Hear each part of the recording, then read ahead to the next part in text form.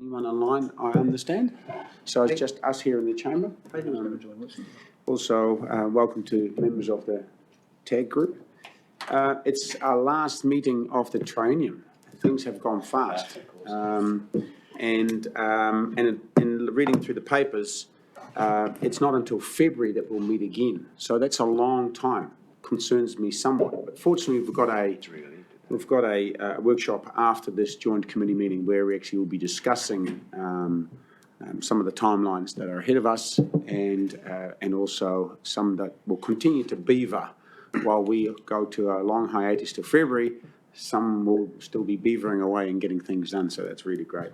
And Simon, no doubt, will give us a good report on that, what they're going to be busy with, so it's really good. We've also got a new member of the Joint Committee, and that's from the Heretaunga Tamatea Sediment Trust, and that's Gilvery Mohi. He can't be here today. He's put in his apologies, but he'll be here next time. So it's really good to see that we actually finally have Heretaunga Tamatea Sediment Trust. Now we've got a person that will actually be joining us as well. So that's really good. Have you got any apologies, Peter? Would you like to open the carry forward? Why don't we do that first? Kia ora koutou. That was already arranged, but there you go. Ka noi tātou. He honore he kororia, he mau ngā rongo ki te whenua, me ngā whakaro pai ki ngā tāngata katoa, e ihoa, manaki tia mai mātou i te ao, i te pō i ngā wā katoa. Āmene. Thank you. Just received a text. Apologies from Tanya Hopmans, who's coming, but she's going to be late. Her plane's just arrived. Okay. Late apologies. Okay. Plane just arrived. Half an hour. Keith. I believe Deputy Mayor Brosnan may have sent an apology, yes. And Councillor Brown is going to go online, apparently. Okay. Well, if she turns up, she turns up. We'll see it on the screen. But Peter will keep an eye I on it. don't want to be accused of not passing things on. Okay, so the apologies we do have are from Annette Brosnan and Hinawai Ormsby, Councillor Hinawai Ormsby, and from Gilray, our new member. Is there one in there from Tanya Kerr? And we've got one from Tanya. Did we just get that? For late, yeah. Oh, yes, yeah. No, that was Tanya Hopmans. Oh, Tony Hopkins, yeah. So that's good. Can we accept those with common consent? Great. Thank you. Conflict of interest declaration. Has anyone got any conflicts? None. That's really great. Health and safeties. Normally I'm actually supposed to read out a whole lot of stuff. I'm not sure whether I'll... It's short. They've abbreviated. Oh, Well, just as well. just settle it by saying we'll follow you. Okay. Can you keep up? Yep. Okay, no, that's good. I'll slow down a little bit. So in an earthquake, drop, cover and hold. If the shaking is long or strong, when shaking subdues, leave the building through the nearest exit, and you've seen those where they are. Make yourself familiar with those.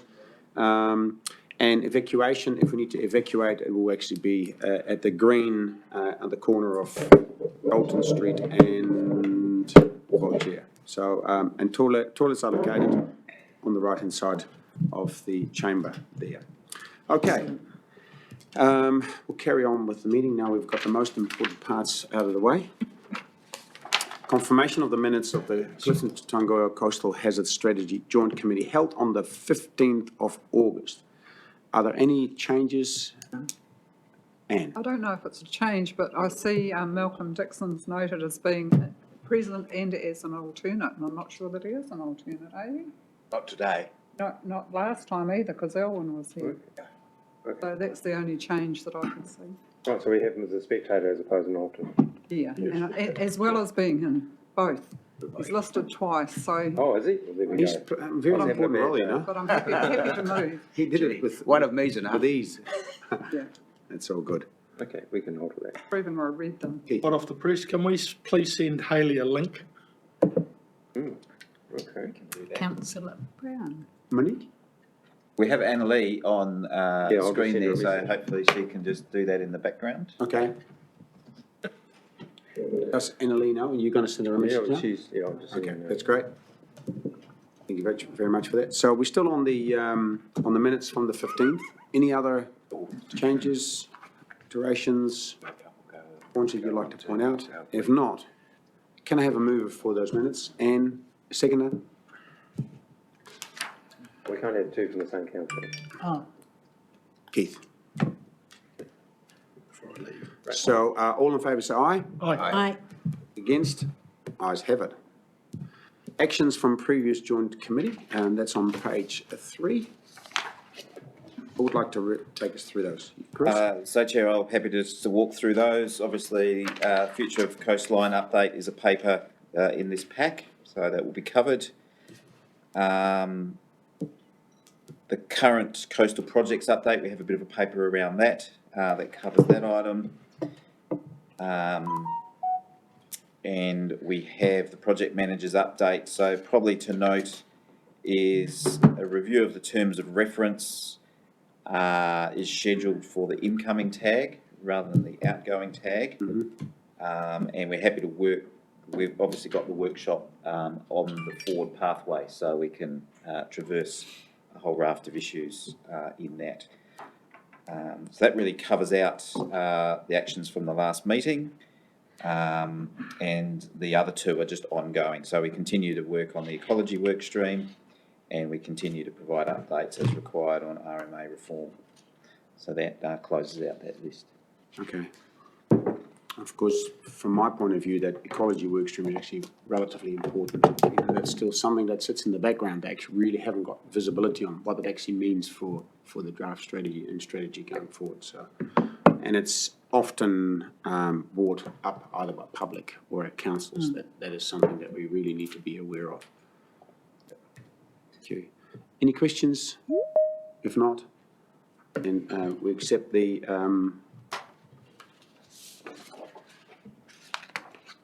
report. I'll move. Have we got a seconder for that? Oh, No? All those in favour, say aye. aye. Against? Ayes have it. Okay, call for minor items. Councillor Brown. Yep. Welcome, Councillor Brown. Good to see you. Obviously, there was an omission on our behalf that we didn't give you a link, or it got lost somewhere, but at least you're here. That's the most important.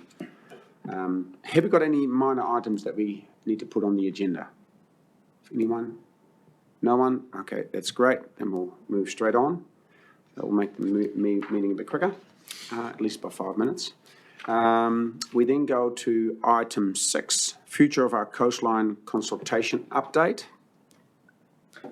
Thank you, Chair. So I'll just close that out. This is really rounding out the consultation process that the Regional Council ran. So just to remind everyone of the purpose, it was to gauge public sentiment ahead of a more formal process.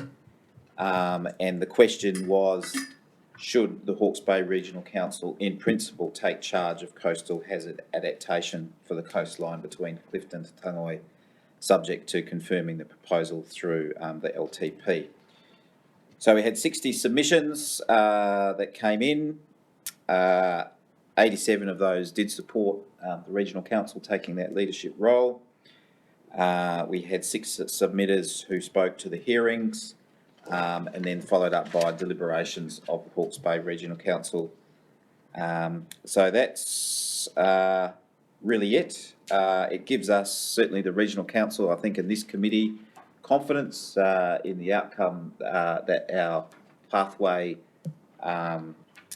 is a good pathway, and we'll be working towards those next steps of a consultation on the strategy itself, and then preparation of the full financials, etc., for the next LTP. So, happy to take any questions. Okay, any questions for Chris? Anne? Thank you. Just on the timeline, well, it's not a timeline, next steps. Our question is, first of all, timelines, and the second question is, there's nothing, no mention of adoption of the strategy at all, or when that would happen. Yes. So, so this consultation specifically wasn't consulting on the strategy. So it's simply on the question around the leadership of the strategy. And the workshop this afternoon is all about an in-depth discussion on the next steps,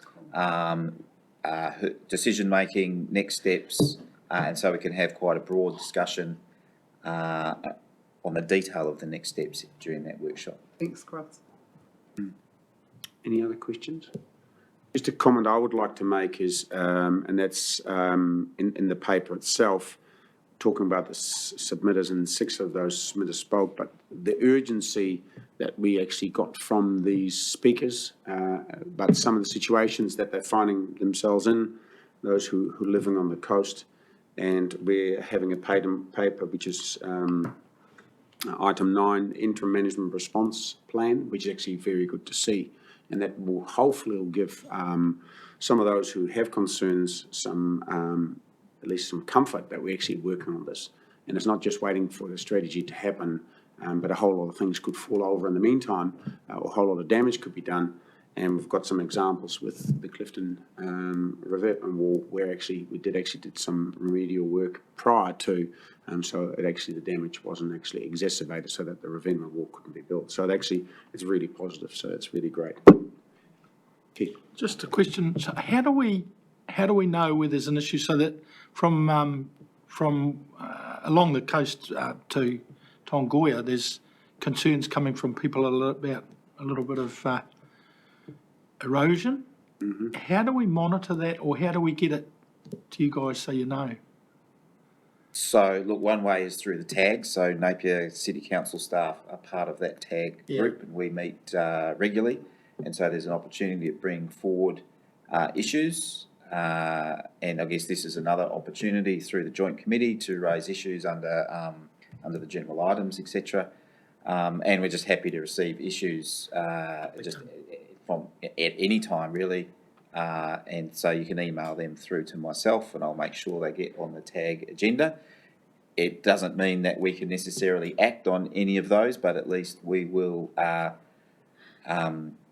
do a bit of a high-level investigation. We do have our coastal engineer who has provided advice. Sometimes that advice is that we should just wait and see what happens, but we're happy to work through the issue. Thanks, Chris. I think there's a little, cause of the publicity that's going on now, that people get concerned quicker. Yeah. And really it's just a way of being able to follow it up and getting something into it. Thank you. And under item 9, we'll discuss that in a bit more detail, I would think. Nigel. Yeah, through you. I think it's a follow-up question, really, and might likewise either apply to the workshop or item 9. But it's about the community engagement around the strategy, and it's about those photo locations. How many of those locations are we installing for the members of the public to go and upload their photos of the active erosion and active movements? How many of those are there likely to be? So might just refer. Okay, well, don't worry about the detail. So my question there is, once those are installed, it's around how many are there, how actively will we engage with the community to encourage them to take photos on a regular basis so they can be uploaded, but then what's our capacity to actually analyse that photography? So through the chair, I could perhaps jump in. I think you're talking about a product called Coast Snap. Yeah. Is that what we're talking about? Yeah. So I think let's talk about it more on the interim response plan around how monitoring might work, but there's a whole bunch of ideas we could look at. There's no immediate plans to install cradles at this stage that I'm aware of, but it's part of the mix of things we'll look at. So perhaps we can duck in a bit more in the interim response plan discussion. Yeah. And I guess in terms of monitoring, what the Regional Council does do, it has an active program of designated cross-sections that it surveys at regular intervals, so we have all that information.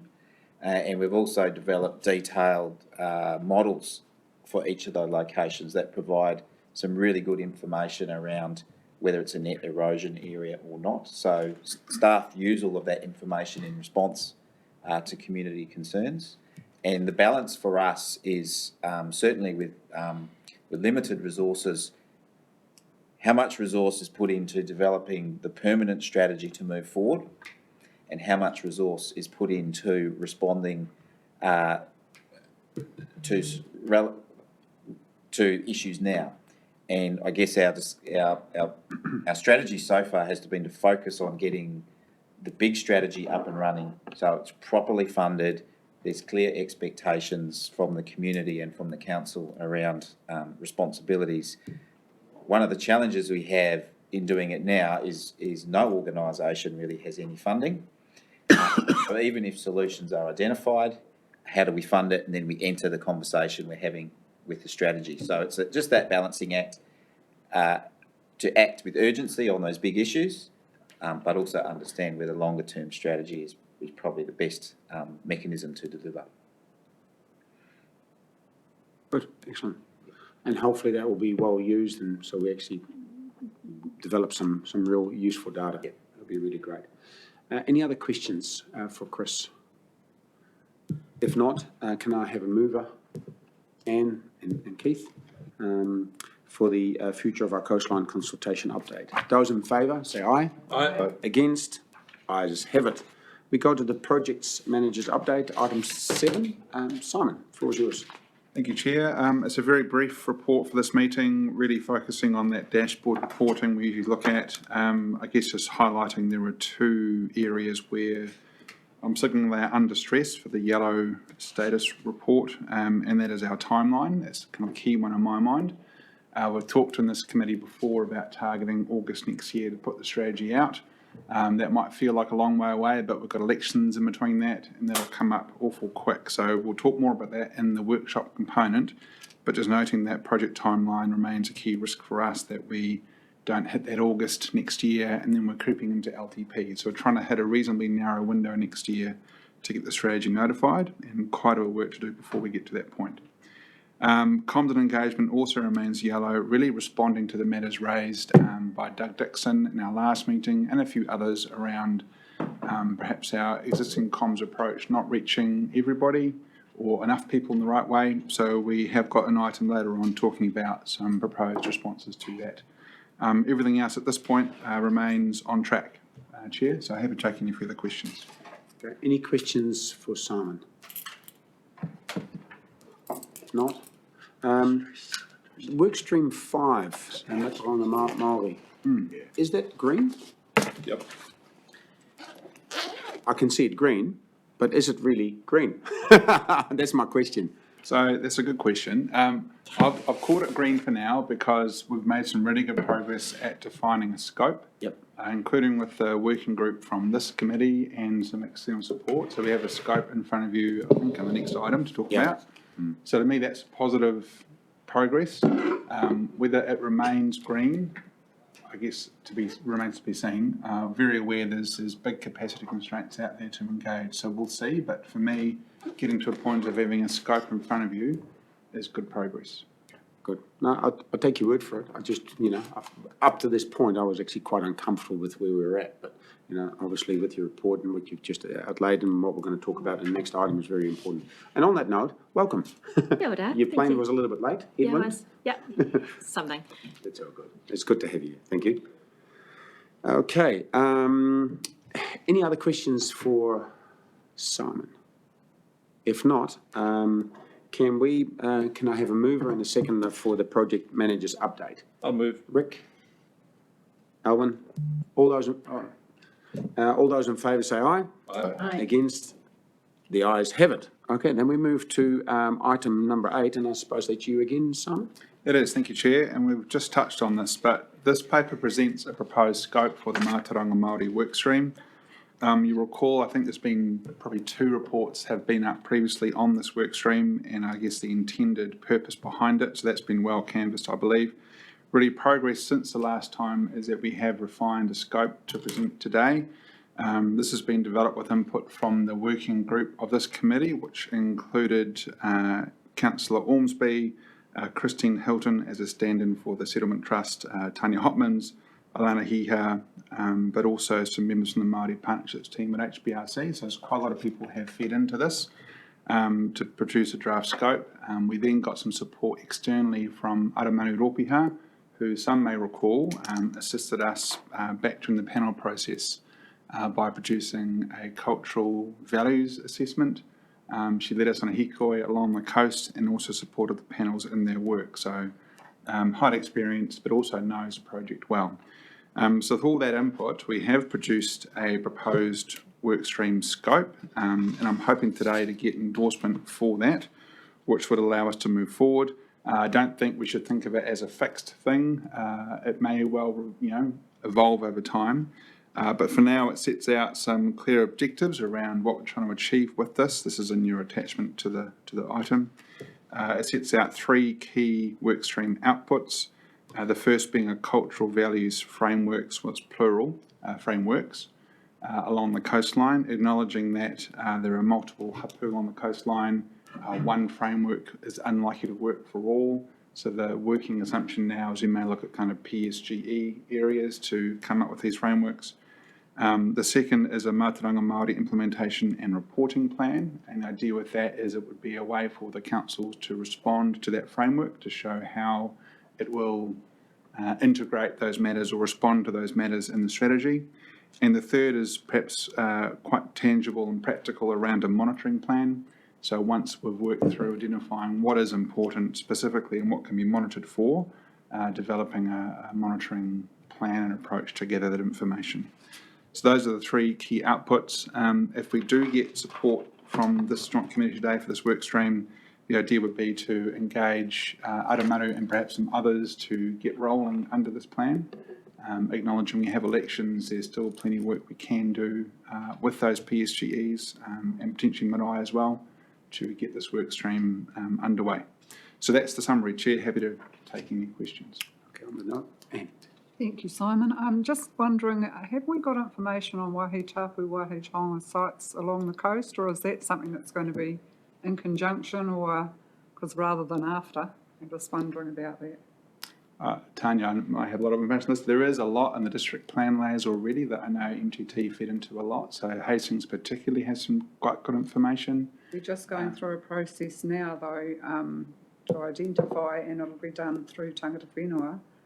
So there's a lot that aren't identified as well, which is where my concern's coming from a little bit. Yeah, there's a heap that aren't in the Hastings district plan.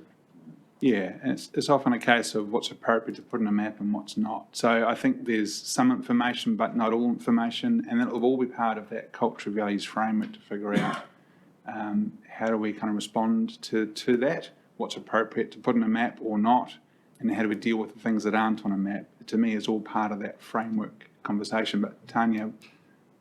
Well, Maunga Harurui Tangitu's done a lot in the Waihi Taonga area.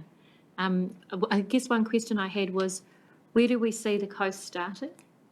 Are we talking coastal marine area? Are we talking bigger than that? It's a very good question. So to answer that 2 ways, one is not only kind of, how to explain that, in and out, but also up and down the coast. So if we look at the PSGE areas, they go further north than Tangoio and further south than Clifton. So there's that. And also, as you say, kind of where is this area? I think the answer would be that I'm very keen to align with Kotahi on that.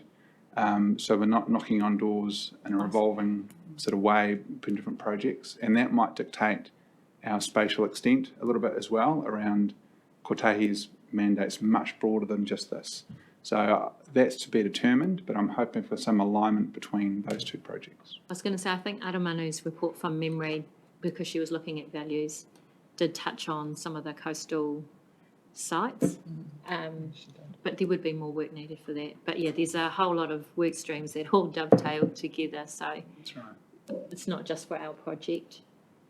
Yeah, I think there's some information. I'm not sure how advanced other groups are with identifying their sites in the same amount of detail we have. They might not have turned their minds to that, or they might have it and we just don't know, so we'll find out.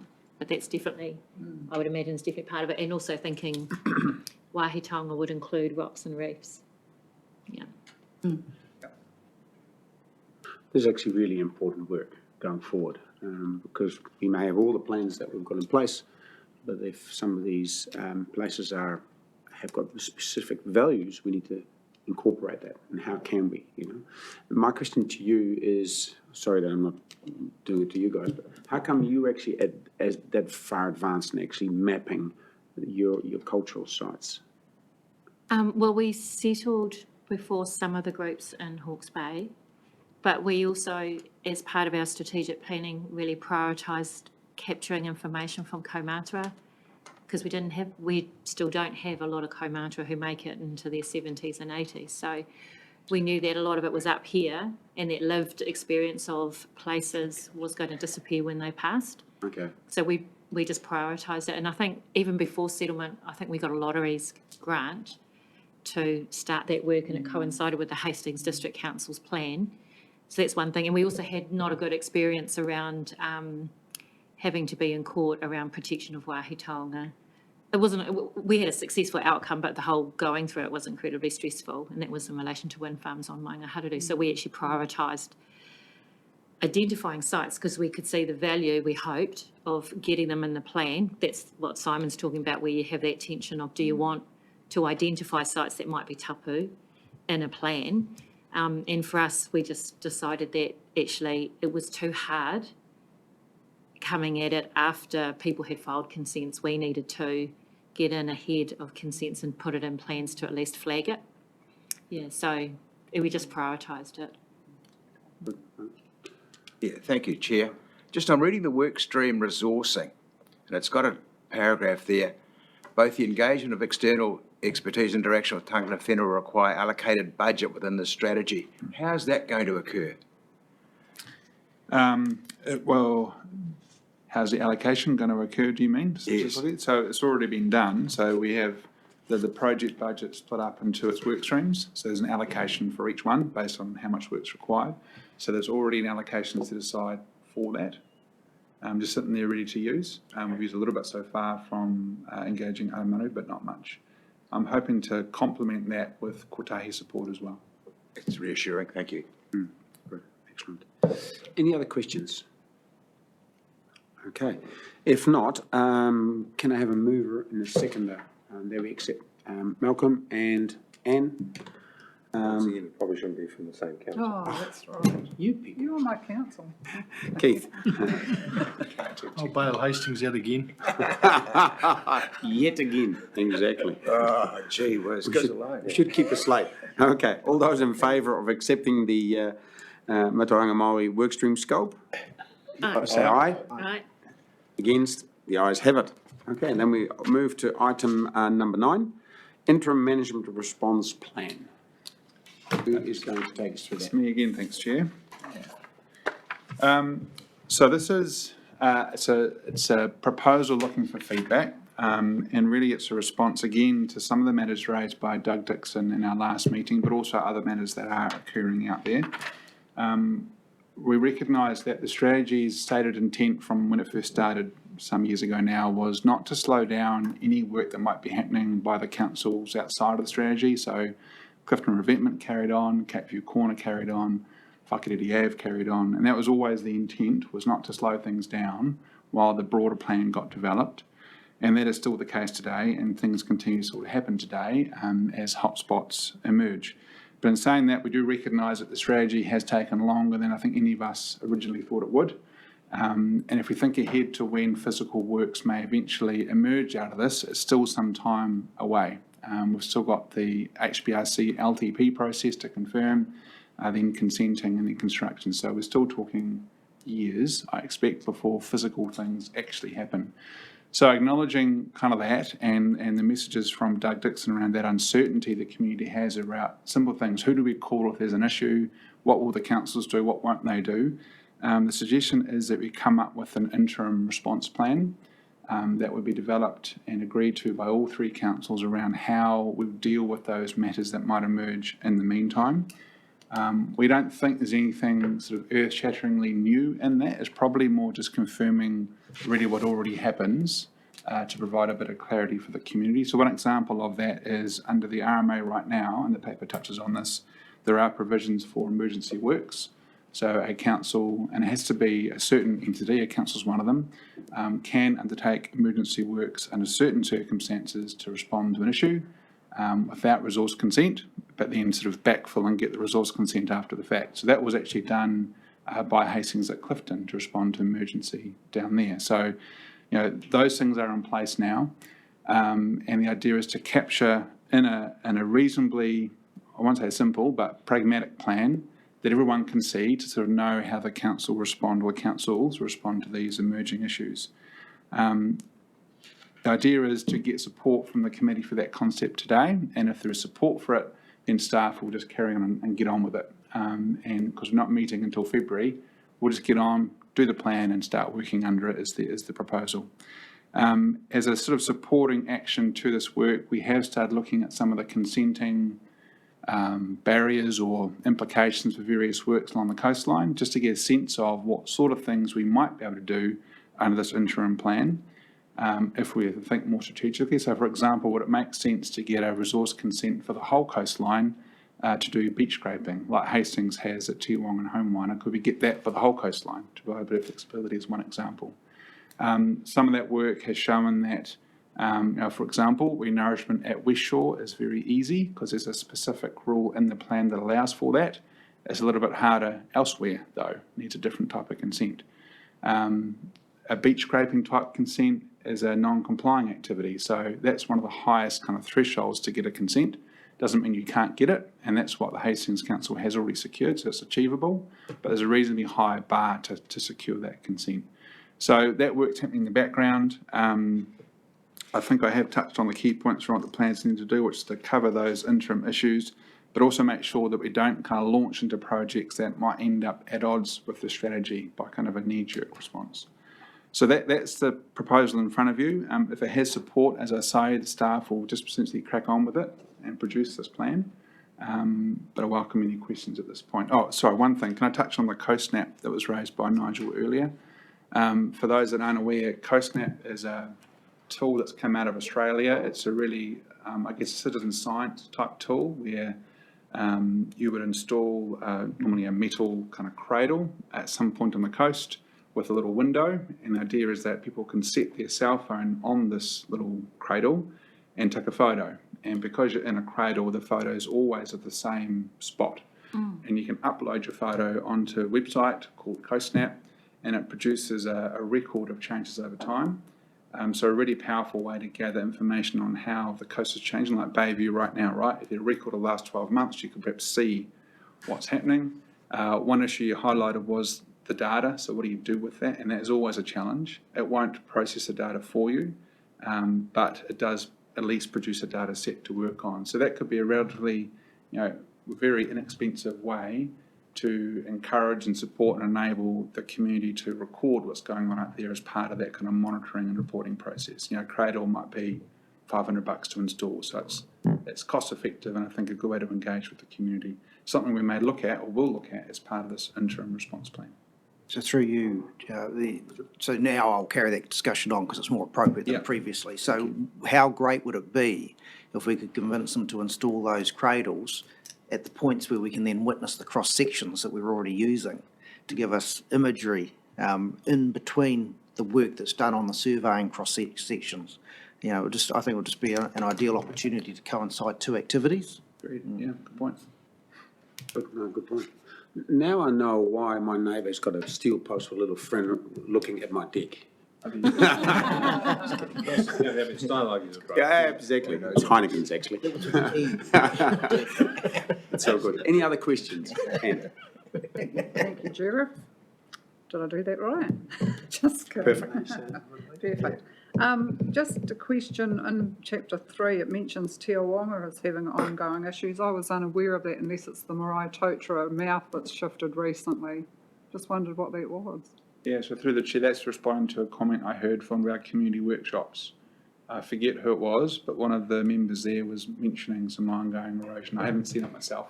No, I think the Marae Totara mouth's moved and regional council's gone in a couple of days ago and shifted it to where it should be, but that might have been what it was caused by.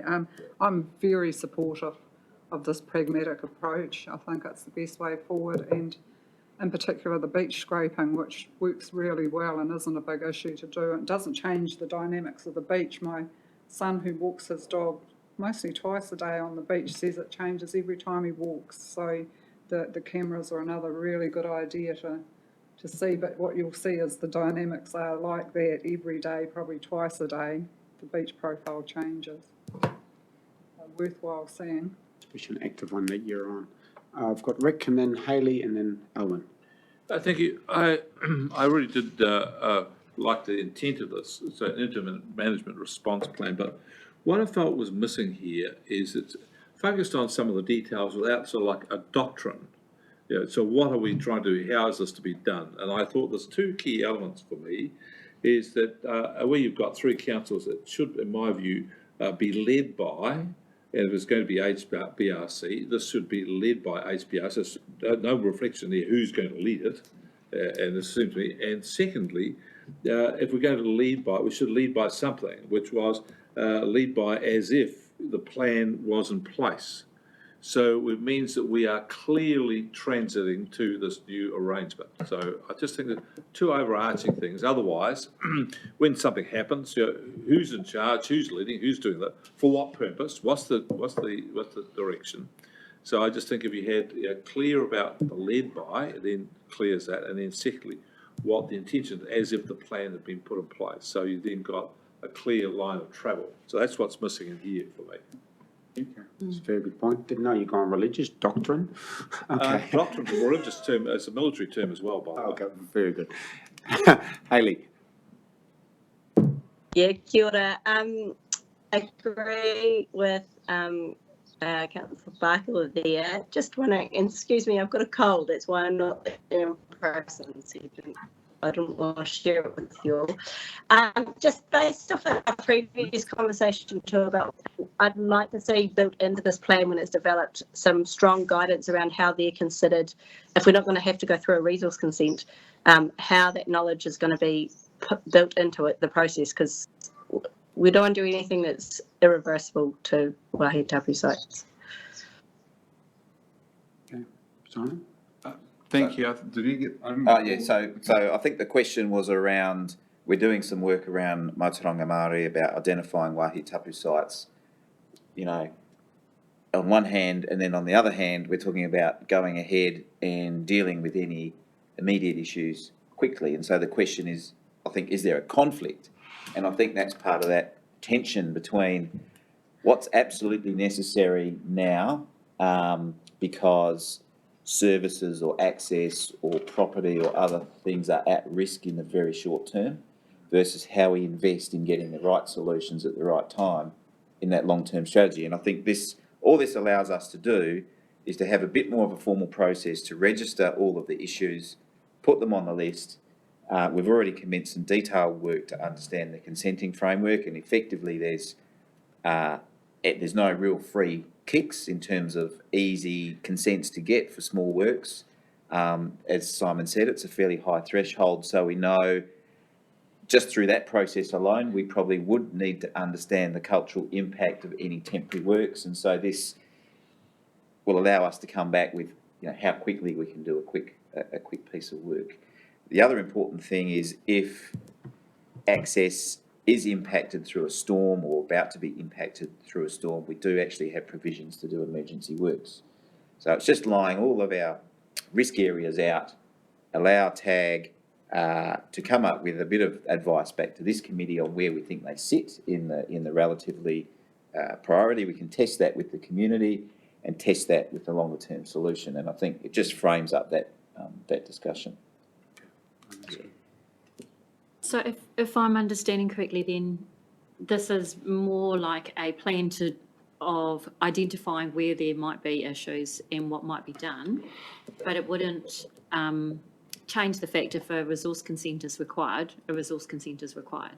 Absolutely. So this goes on, there was a bit of a discussion that was brought up through the Whirinaki community about the urgency to do works there and the fact that the consenting threshold was pretty high.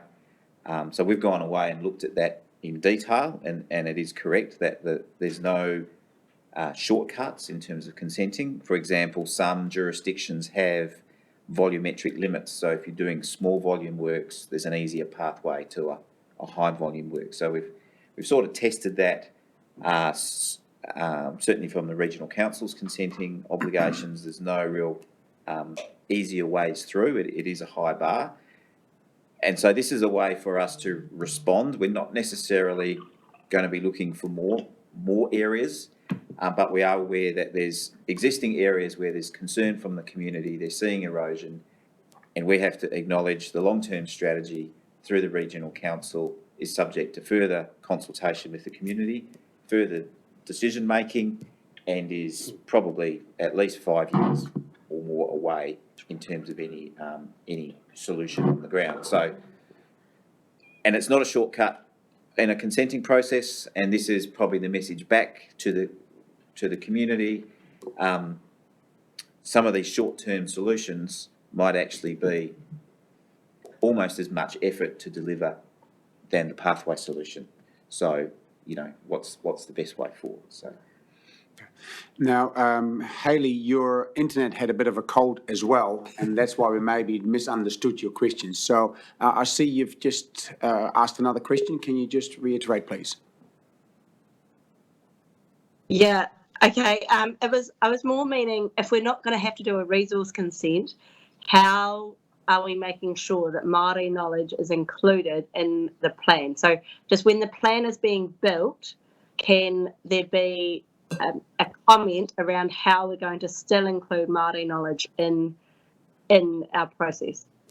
So I guess in response, this piece of work is not suggesting that we bypass the legal framework of consenting. We will need to go through that legal framework of consenting, and we'll bring back what that means in terms of the work required to meet those high bars that Simon talked about.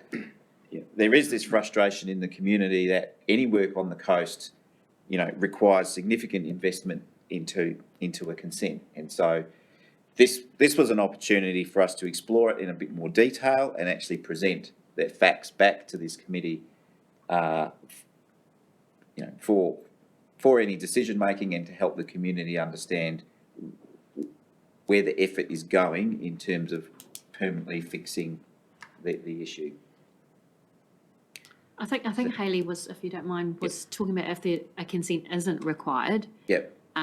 So I would say, given we've just said that the Mātauranga framework will interweave with all our work, Yep. I would imagine there would be some input into this plan. So where sites could be readily identified, that plan could at least have reference to that, even though it's an ongoing work stream, but Absolutely. isn't it all? The one piece of comfort perhaps that we could give is that from our work so far, everything that we think it might make sense to do as an interim response does trigger resource consent. So there's no easy pathway to doing there's no something getting without. around it. But I think, through the Mātauranga Māori work stream, we're going to have, I hope, not in-house, but access to expertise through people like Aramanu who could certainly help frame that up and input into it. It's actually really difficult to see how you could not trigger a resource consent, because any work you're going to do has to have more than a minor effect to have any effect on the issues we're dealing with. That's correct. So it's an oxymoron to suggest that we're going to be able to put in works which are going to have the effect in climate change and not have more than a minor effect. If it doesn't have more than a minor effect, it's going to be ineffectual. Absolutely. So I think that's. I don't understand why we're having this conversation. Well, there is actually one area where emergency works, that actually you can do it straight away, and then you still need a consent, but you actually can do the work. And then within 20 days, and then there's another trigger up to 60 days, you can then apply for a consent. So that's the only time that it could happen. But I think we're having this discussion here that we actually will take it into consideration. But that's an emergency. Yeah. When people aren't talking about that, are they? They talk about normal deliberative work. So who knows what you're going to have to do in an emergency for what reasons? Yeah. I can give you one example, if that would help. Yes. Clifton Motor Camp, there was a major storm warning, and so they actually, we had a meeting here and we triggered an emergency works, and so they put a toll kick in, possibly not the right term, and so they actually protected some foreshore that otherwise would have been lost, and that was actually great work, and it was well done. So that's one example in the last 2 years. Not destroying. Well, depending on if that toll kick is actually being put in where there's actually maybe a reef or a cultural significant site, then you would be destroying because you're putting something in place that wasn't there before. Yeah. And there are examples where emergency works have been undertaken, been unable to be consented, and then been removed as well. So it is a strategy that does come with some risk. But the purpose of this is just to put all this on the table. Yep. And the key message is there's no easy consenting pathway, right. And we've got a bit more work to do to finalise that, but there's no magic pathway. And we do have these emergency provisions So we're not going to let services or a road fall into the ocean, because we do, when it comes to that point, we do actually have provisions that we can consider and execute if necessary. So, and just formalise, we know we've got issues around the place, we put them on a piece of paper, the TAG can work out what we think the best plan is, and then we present that back to this committee. But, yeah, so that's effectively the purpose of this. But on the other hand, we don't want to be so concerned and tied up in red tape that nothing happens. That's right. So we might have the perfect plan, but disaster overtakes us. Taking consider, it's a balancing, isn't it? Yeah. Martin Williams as the chair of the RTC has got a bag of chocolate fish, and he gives it out to those who behave well. And I think I should give you one, Alwyn, for patience. You know, you've been waiting for a long time to get a question, and so the floor is yours. Thank you. I support this paper and the direction that it's going, and I support what Rick said about HBRC taking the lead. One thing I'd like to see in here is it says a report would be provided at a future joint committee. I'd actually like to see a date on that. Which future joint committee? Oh, through the chair, we don't know when the next one's going to be. So that's a problem. We imagine it's going to be December at the earliest, but probably more likely February, just the calendars haven't been set up. Perhaps not tie it to a future committee, but a report ready to present by, I don't know, the end of January or something like that. To the next committee. To the next. Next joint committee. Whenever it is, we'll be ready for it. Yeah, so yeah, rather than future, to the next, yeah. Sure. It's good. And hopefully that if they can't get that report ready, that the joint committee meeting is just being postponed all the time because the report isn't ready. So that would be counterintuitive. Okay. Any other questions? And I think this is a good discussion. That's really what we're here for as joint committee, to make sure that we have confidence that the path we're on is the right path, and that gives them some security, especially those who are living along the coast. Any other questions? Yeah, just more a comment and just to thank the staff that this demonstrates we're not waiting for the strategy, that action is currently happening, and I think that's a really important signal to the residents. Okay, no, that's good. Thank you. Good point. Okay, can I have a mover and a seconder of different councils? So Nigel and Anne. Second it. All those in favour of the interim management response plan, say aye. Aye. Against? The ayes have it. Then we move to the current coastal projects update. That's you, Simon.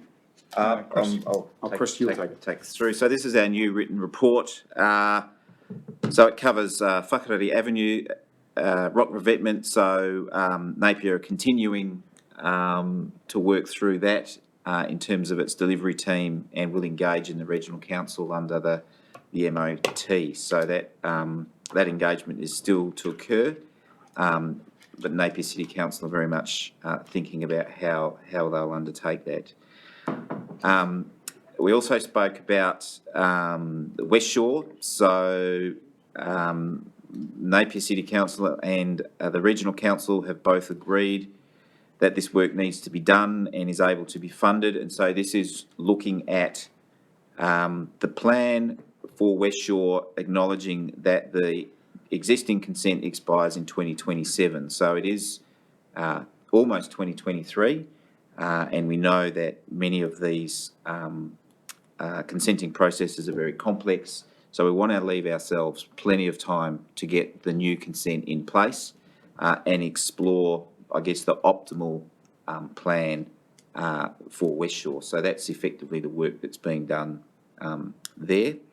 And if that R extended area, the sand deposition, remains an important part of that, we would then return to completing the consent for there. H18, no further updates there. That probably drops off for a while, Mark. I'm not sure if you've got any comment around. I would just leave it on there. It will raise its head again. Yeah, okay. At some point. Yep. So Whiranaki, so we've been doing some work around short-term solutions for Whiranaki, which has really kicked off the previous paper. We've looked into the consenting framework to check whether there's any lower threshold consents, so we can do any small volume works that's not appearing to be a viable solution, and we'll continue through that work. A new piece of detailed work is being done on coastal inundation by both Napier, Hastings and ourselves, and that's really a higher resolution piece of work on the existing coastal inundation hazard layer, which was produced for this project, but needs to be used by both councils under the Building Act to take into account hazards over the next 100 years into some of their decisions. So this new piece of work is being done at a much higher resolution, which is essentially at a section resolution. So it's robust information that can be used in that process. So all three councils working together on that with Tonkin and Taylor. And just acknowledging that all three councils are also working together in terms of climate change engagement and emission reduction plan. So not directly relatable to the work of this committee, but really understanding that that work is proceeding but as a complementary piece between the three councils. So we do have members of TAG in the audience as well who can help answer any detailed questions on those projects. Okay, thank you. Alwyn and then Tanya. Yeah, thank you. When is that new Tonkin and Taylor report expected to be produced? I'm not sure off the top of my head, but we can certainly get that information back to you. Yep. Thank you. Will there be another red flag report, you reckon? Look, I don't want to guess what the work of Tonkin and Taylor will do, because a lot has changed in terms of technology and some of the forecasts between 2015 and now. But at a base, it's a very similar hazard layer, but just at a higher resolution. So there will be some changes, but I don't see it being a fundamental change. Okay, good. Tanya, sorry. Kia ora. I've got two questions, if I may. The first one is in relation to the West Shore area in this proposed objectives of the study. Yep. Can we please add in there what came through from the Northern panel, which was the potential impact on rocks and reefs, mahinga kai. So what I recall from the Tonkin and Taylor earlier reports was that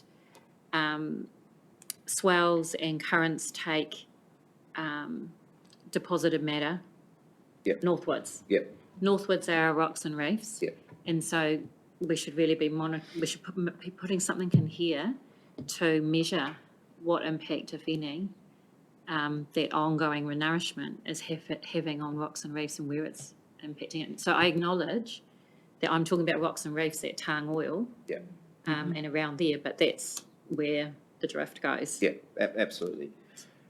So we'll take that on board. This list isn't a comprehensive list of everything that needs to be done. It's just the stage one, effectively. But Jose's right behind you. He's listened to those words, and we'll take those on board and get them at the right point in that work. Okay. The other one was coastal inundation, and this might be a really stupid question, but I try not to be afraid of asking them. If we are looking in places about, how does this raising of floor levels relate to the notion of retreat, for example? Does raising floor levels set an unrealistic expectation that if you raise your floor level, you're suddenly going to be safe? I just think it's a little bit bonkers myself, but you know, you're going to be safe from inundation. Yep. You're going to have inundation. You're going to be above it, but you're inundated. Yep. So we might get Mark to help answer this, but look, one easy example is just your basic flooding, where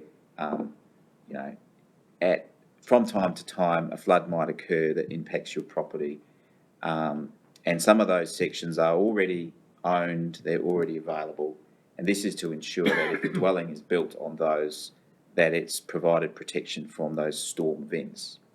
But and so when you get into the coastal environment, it's a lot more complex because we've got coastal inundation, but we also have the run-up, etc. And I guess what we've spoken about is, well, what are those regulatory tools that stop the moral hazard where we provide protection and there's further investment? I guess our first obligation is to be really clear on what the hazards are. We haven't solved all of those other issues. So what we're doing here is being really clear on what the hazards are, so that when consents for investment in that area, we're at least acknowledging those hazards. So I haven't got a full answer, because we could probably have a whole workshop on it, and elements of it are outside my expertise. But Mark, I don't know if you can add any detail from a planning perspective. I think you've covered it. Not all hazards are equal, and so this much water once every 10 years around your property is probably not a big problem unless you've got a floor level down here. So it's about what levels of risk people are entitled to expect, because nothing that we do will be 100% protection. And so it's just trying to find the right balance between the frequency of the event, the severity of the event, and what you can do to mitigate against that before council will issue a building consent. Clearly, if it's frequent and it's severe, then consents are not granted. So it comes down to a case-by-case basis. And it's the structure of the Building Act is like that. It requires you to take into account hazards, not to issue consent, but if you mitigate, you have to issue a consent. So it's a circular loop. So it's a bit complicated. And this also goes to the issue that Mr. Dickinson raised around consistency between building consents. All sites are different, all circumstances are different, just spatially. So we'll get different conditions applying to different buildings and different timeframes in different parts of the coast. Through you, Chair, can I just add to that? Yes. So personal experience-wise, I've been 40 years in a place. There's been 2 inundations in 40 years, and they certainly didn't affect my house, but probably had about this much seawater in the paddock in front of me, gone within 24 hours. So that's one lot of inundation and the impacts it has, whereas a flood can be 2 or 3 days, really dependent on where you're sitting and how high your house is, and actually putting them up, and how long for, and actually putting the house up a bit can give you at least peace of mind. You can get your boat underneath. Escaping, that's right. Keith. Just a question, a statement in relation to 6, 7 and 8 about the workshops and communicating with the members of the public. I'm just wondering, could we have a letterbox drop as well? I think it's important that we make sure everybody knows about these. So this is from the comms paper, is that? Yeah, well, yeah, just at, which 6, 7 and 8? oh, maybe, I've jumped ahead. Jumped ahead? You jumped ahead. Sorry, save that question. Speed reader. We'll come back to you on that one, shall we? I need to hurry up, Chair. No, this is good. Could the 12's getting close? It's all Thanks, good. Rick. Okay. Now, any other questions that you may have, Keith? Yeah, one at the end. Well, it would be really great, especially with West Shore. It's an ongoing public thing that, the questions keep coming. Yep. Often once a week I get a phone call, and they can sometimes take very long. I just turn the machine on and all of a sudden, my internet gets a cold and it disappears. Okay. Any other questions that we may have on the current coastal projects update? It's definitely great to see them in writing, so beforehand, rather than verbal, so that's a real improvement. Can I have a mover and a seconder, please? Tanya and Nigel. All those in favour say aye. Aye. Against? The ayes have it. Then we go to the communication engagement update. Chair, you can take that one. There you go. Now's your question, Keith, but I want to choose the paper first. You got it, didn't you? I did. I mean, I just find from the experience that we're getting is a lot of people don't know about them. Yeah. I think it's reached a stage where it would be good if they have the opportunity to go to them, and I wonder whether letterbox drop may be part of it. I think we've got an answer for you, yeah. So I'll read through and then I gave you the question early. It's true. So the first thing to note, you might recall that Rebecca Ashcroft was formerly our comms support for the project. She's off on maternity leave. We're fortunate to have Arlene Crispin, who's in the back there, who's joined the team. So this is her, I think, her first paper of the Joint Committee that she helped put together. So we're lucky to have her resources on the team. What we're talking about here is kind of two main things, really. The first is, in touching on your question, Keith, around the issues, again, we heard from Doug Dixon around the lack of certainty in the community, perhaps some gaps in information and knowledge. And so we're proposing a reasonably intensive round of engagement in November this year. We thought it was really good timing with HBRC now confirming, at least in principle, its leadership role. So it's quite a good touch point, I guess, for the project, but also that we're now on the home straight towards August next year and the strategy coming out. So it's a good time to re-engage. We haven't been out for quite some time, really, in an intense way. So it's a good opportunity. The thinking was that we would do a mailbox drop. We heard that from Doug, that was quite an effective way of getting out there, although I think he might have mentioned he never saw the one we tried to get out last time, some months ago. So we'll make sure everyone does get it in the letterboxes. But we would send it out with basically a summary of the project, where we're up to, what to expect from next steps, but also advertise a couple of drop-in sessions. For those that were there, you might recall we had these a couple of years ago now. We held one in Homewana and one in West Shore. And the format was we had a range of sort of posters and information on sort of boards. We had staff and councillors and panel members in attendance, so people could come and go as they please and just have chats. It's a little less confronting. It's like a public meeting with a speaker, and it's easier to engage as a feedback we had in terms of a format. Thought to hold those in November, and again, share information about where we're up to in the strategy, some of the key outcomes so far, and what to expect from the next sort of 12 months. November, because it is post-elections, although acknowledging, I'm not sure if we have joint committee members confirmed at that point. I'm not sure how that timing works. We perhaps won't. So We should have I think confirmed. mid-November for most councils, they'll be appointing their Appointed. members. So hopefully we'll know who those is and they can come along. We'll let you know when the timing is. But also I think getting in before Christmas is quite important too. So we're keen to do it this year. The second key part this paper talks about is an updated comms plan, which Arlene is now working on, and that will guide our engagement sort of post-November through to August next year. We're very mindful that a lot of sort of early discussions are going to be helpful, not just for the community, but also for councillors and senior staff. As the strategy itself starts to crystallise and become a thing, we're keen to test things as we go. So that'll step out what we'll do, what sort of format, when and to who between now and August next year. Happy to take any questions, Chair. Any questions? I have, it's a statement really. I have a word of caution about letterbox drops. I think you have to be careful who you choose to do the drop, because some contractors won't do a drop in a letterbox that's got no junk mail. And if that's the case, there could be 10%, I don't know how many percent of the population will miss out. Would we classify this? Are you saying we're putting junk mail out? The point is that a lot of letterboxes have on them also only addressed letters. Yeah. So, you have to have a personally addressed thing, and people generally talk of junk mail as unsolicited pamphlets, things of that, and they get grumpy with you. So, well, you might think it's gems of treasure, but well, you might think that, but they might not. And so the problem is that the mailbox is now just really an identification of the number of your house on the street. Just accept it. It's all moved on. Okay, so it's a good point. It's a good point. Then we'll. Just a couple of thoughts to the Chair. I mean, I think that's acknowledged. It won't be the only way we reach out there, but certainly to date we've been relying on more electronic sort of newsletters and things. We've heard that's not reaching everybody either. So the idea is to have a bit of a multi-pronged approach to get information out there. It won't all work for everybody, but hopefully we'll reach the majority by trying a few different methods. You tried going up and down the street with loudspeakers on a car? I haven't tried that. Well, you haven't reached everybody. So this is about 6 o'clock in the morning, wake them up. Well, we do have an offer of a member of the public.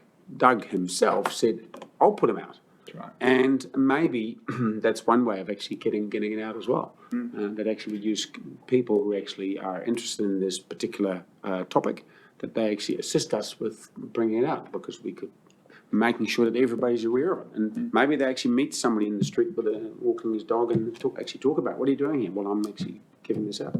Maybe a good thing. So that's really good. And I really urge everyone, especially on the joint committee, to actually participate in those workshops. Were really good. Yeah, through you, Mr. Chair, I think the important thing is that we use consistency in our communication.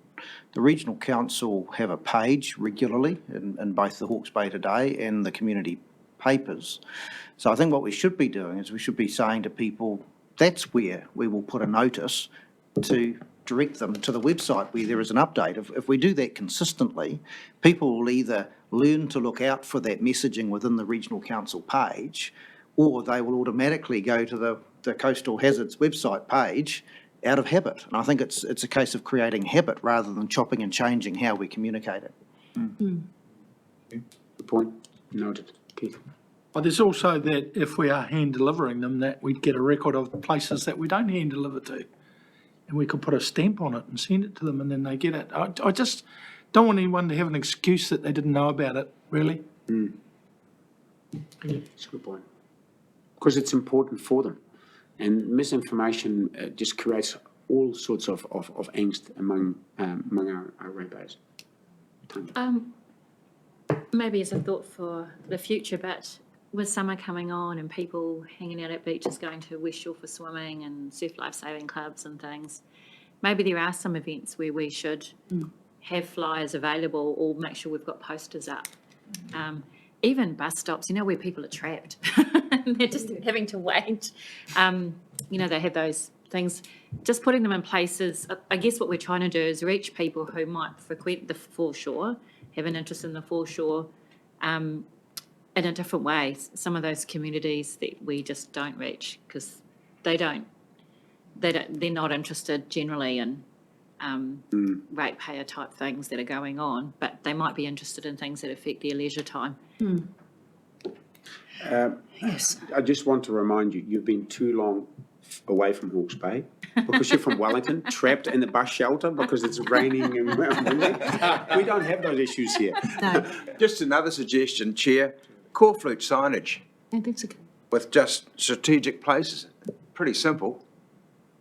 Going into Bayview or West Shore or wherever it may be, there's a meeting on. A lot of the MPs do all that. True. That's what they do. Yeah, that's right. I could sell you some framing. I thought you were going to say that. I thought you were going to sell it at the back of your sign. You could support us by donating the frame. I'll just put the counter to this. I mean, what modern society is filled with people pushing information towards you. And every issue people think is important as we do here about that. And you just got to accept that the average punter can only take in a certain amount because it's distracted with other things like living their life, family, friends, etc. And you're competing in a very tight space. And I just feel we're creating all the stuff being shoved at people, must have, must see, must do, is creating stress in the community on people in a way which is having an effect. So I just feel just counselling you to say, don't over-egg the omelette here. Do what is reasonable, what is necessary, because quite often people take measures to shut this stuff out. And you're trying to say to them, well, despite all the walls you put up to protect your mental health, we are going to make sure you are aware. There's an alternative to this. Just be balanced here. Alana. Yes, and I'd like to jump off the back of that because what came to my mind when I was watching those two young high school students on breakfast this morning, taking the day off to protest for climate change and all the rest, that high schools are a great place for us to get into if we can take a conciliatory approach to have discussions so that they get on board. And then they go home and they say, hey, we should have got this piece of paper in our letterbox to their parents. They may not be the ones voting, but they're the ones who are going to be jumping on bandwagons. And we've got to get it out there. I mean, I did that when I was at high school, but hey, dare I say, that was over 50 years ago. But No. I was. I was a young learner, but, But, you know, that if we can, having been an educator, if we can work with the schools and the people who organise whatever social classes they have nowadays in the senior school programs, that's a great place for debate, a great place for us to make ourselves available. Noted. Thank you. Thank you. Just building on what Malcolm said, that call for signs, and I'm not thinking about putting the strategy on one, but just a direction to the coastal hazards portal in the areas that count. So for instance, at Black Bridge or at West Shore, just putting up if you want information about coastal hazards, go to, because I think that would be a good driver that people go past every day. Yeah. Paired with a pamphlet that's a one-off and may get chucked in the rubbish or in the fire. Just a quick reminder of where we can be found if you've got. Yeah, well, I think that could be a permanent reminder as well. Look into it. Mind you, we've got to look after landscape as well. You know. I know, the sign Yeah, pollution. visual pollution. Yeah, Noise pollution. You're not heard of absolutely. these things. We'll get one of our local artists to I'd develop rather something. know about it, Okay. Any other questions? Good discussion. Alana, no doubt, has taken lots of notes as well. So, Arlene, sorry, I got your name wrong. Any other questions, comments? Good discussion. It's all about communication, so it's really good. So, can I have a mover, Malcolm and Keith, and seconder for the communication engagement update? Much appreciated. All those in favour say aye. Aye. Against? Well communicated and accepted. So we've got no discussions of minor matters not on the agenda, so we don't have to go there. Any other comments that we need to, that may come from the floor? If not, then I'll call the meeting closed, and I'll ask Alana if you please could close with a karakia before we go into workshop. Hi. Kia ora tātou. Kia tau, kia tātou katoa, te atawhai o tō tātou araki a ihu karaiti me te aroha o te atua, me te whiwhinga tahitanga ki te wairua tawhai, ake, amene. Thank you. Okay.